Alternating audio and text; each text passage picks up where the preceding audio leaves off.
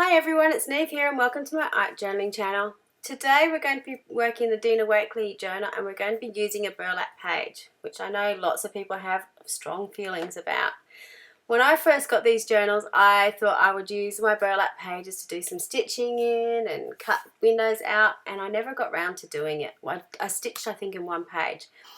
I love how other people use burlap pages and just do simple collages in them. If you've been following my channel for a while, you'll realise that I just cannot leave white space. I cannot leave space around my pieces. I need to use up the whole page.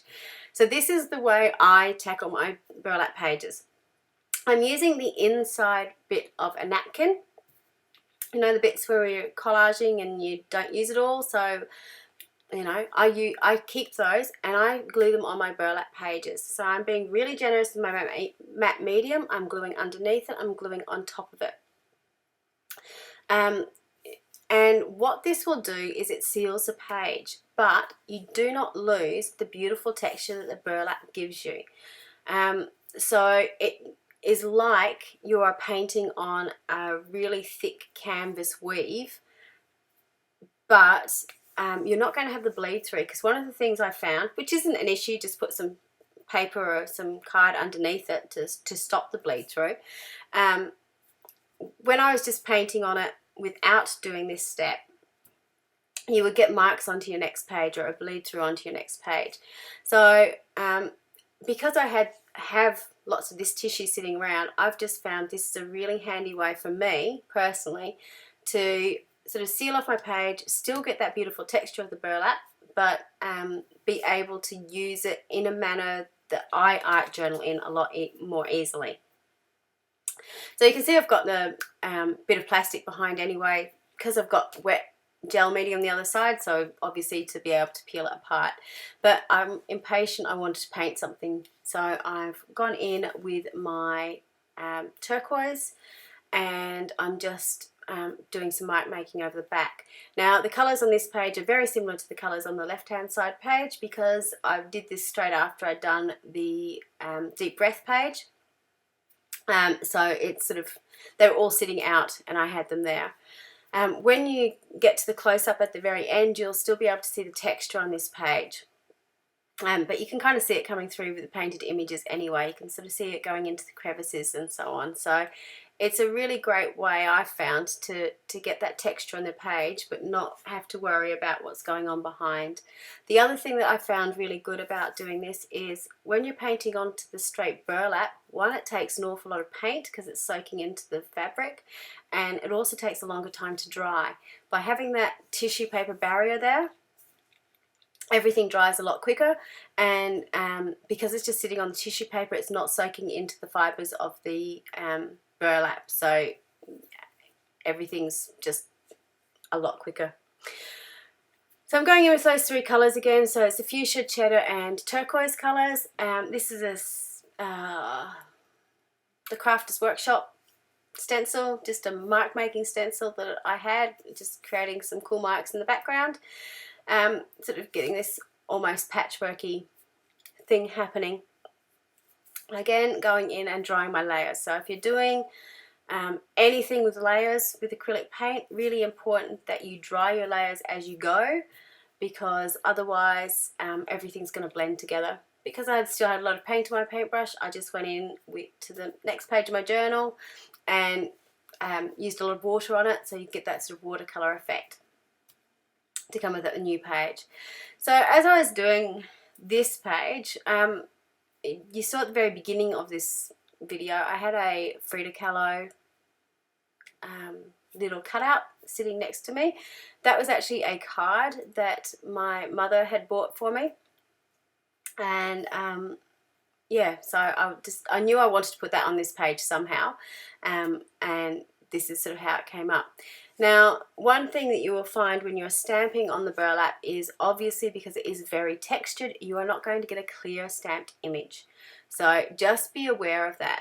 If the stamping is bold like this one is, you're going to get a reasonable image.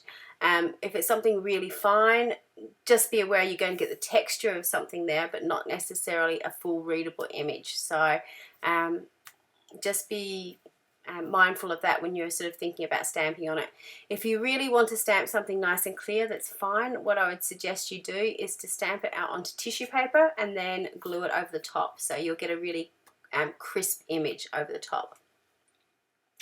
So I'm just going in now with my Stabilo Ore Pencil to add some darkness to the circles and to do some journaling in the background. So this is a bit of journaling about, I think, I'm using food ball pen, not a Stabilo Ore Pencil, sorry. You know, a bit of writer's block, what I was doing to sort of get through it, how I was feeling at the time, just sort of putting some texture into the background of my page.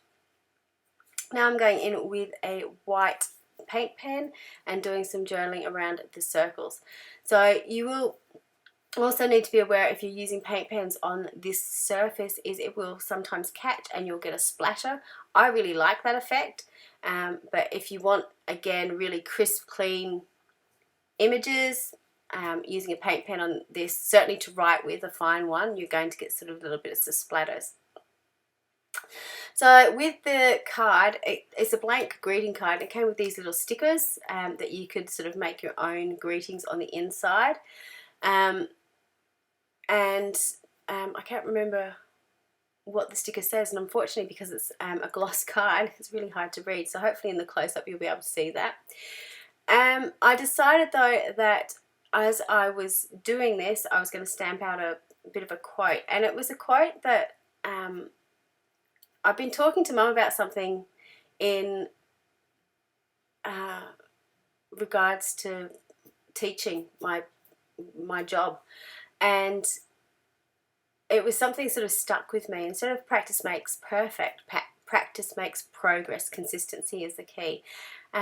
Because in a lot of cases, and particularly when you're talking to kids, they expect that if they do it over and over, they're going to be perfect at it every time. And it's something that I say to them a lot. Well, no, practice is really important, and you make progress. You know, you're gaining those reading levels, or you're able to do these timetables now. You still need to keep practicing though, because if you don't practice, you're going to forget that. So we make progress in what we're doing, and consistency is the key. I added the consistency as the key as a bit of a reminder to myself as well, because with my 100-day project with my journaling, because I was doing it consistently, I was in the flow of it. I made time for it every night. Not necessarily had ideas, but I had that muscle memory of what I was going to do as I went along. Practice also makes really practice makes progress, sorry.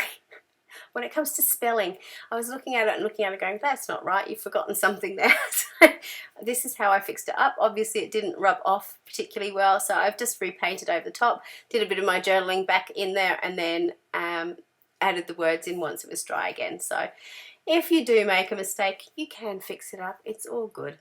I forgot the C. Terrible. I'm sure you were probably all screaming at the screen by this stage.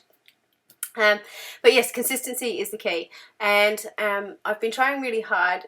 I challenged myself after the 100-day art journal project that I'd try, if I could make time to do 100 days of art journaling, I'd make time to do 100 days of exercise, which I am getting through. And I am doing.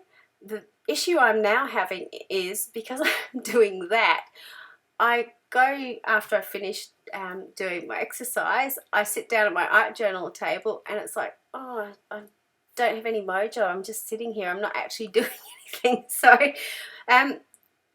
it's possible to do one thing at a time for me, obviously, but to try and do two is a bit tricky. So it's just finding that balance for me to get both going at the same time. That would be really nice, because I really miss being able just to sit down and do. I'm quite enjoying doing the exercise too, which is really surprising. I didn't think that would happen, but I'm really missing doing my art. I get really frustrated at night when I sit there and go, and I don't have anything happening. So that's where this page is coming from. I was trying to remind myself that, it's just that practicing, that doing consistently is the important thing. So even if it's not perfect, even if it's just a mess, by putting paint on the page, that's a bonus. It's going to get better at the end. Because I was working on the burlap, I decided to use my excuse me, Stabilo oil pencil to do some shadowing around the letters rather than my paint pen, because as I explained before, the paint pen would have caught and splattered, which I didn't mind with the white, but I think it would have looked a bit odd with the black. So that's why I chose to do the Stabilo oil pencil as my shading, and I just watered it down a little bit to get the flow to it. So this is the final page. So I hope that helps you use the burlap pages in your art journal, gives you some ideas for it. Thank you so much for watching, and until next time, bye for now.